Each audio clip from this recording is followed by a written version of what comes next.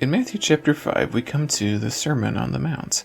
When God established the covenant with his people, Moses climbed a mountain to receive the covenant law.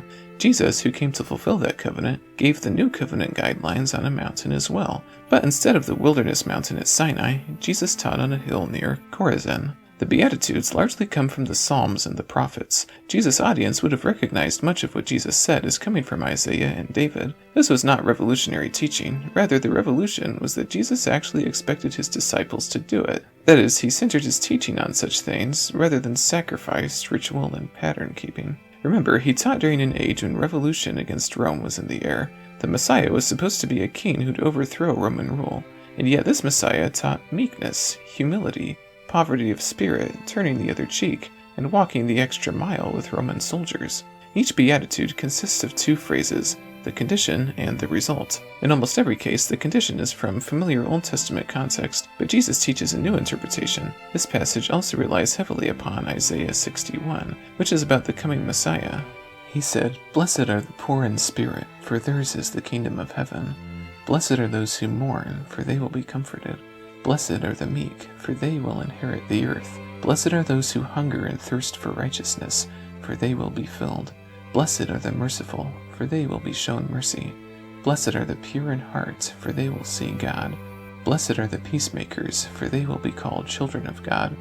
Blessed are those who are persecuted because of righteousness, for theirs is the kingdom of heaven. Blessed are you when people insult you, persecute you, and falsely say all kinds of evil against you because of me. Rejoice and be glad, because great is your reward in heaven, for in the same way they persecuted the prophets who were before you."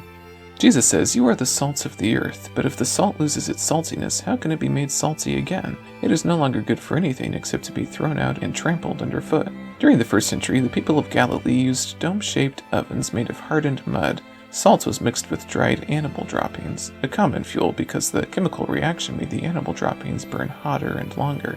Over time, however, the salt lost the qualities that made it effective, so when it was no longer fit even for being mixed with manure, the saltless salt was thrown out.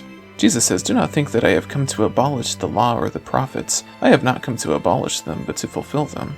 In some Jewish seminaries, professors return papers with either one of two grades, lekhaim, meaning fulfill, or batel, meaning abolish, in rabbinic terminology.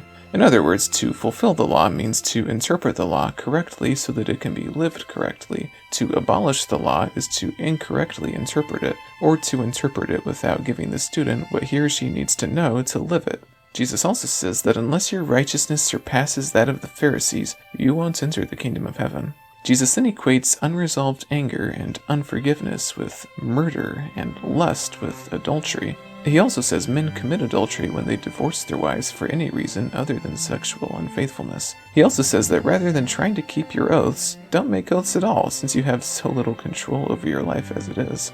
And he says rather than do good to those who are good to you, do good to those who hate you. Be perfect, as God is perfect.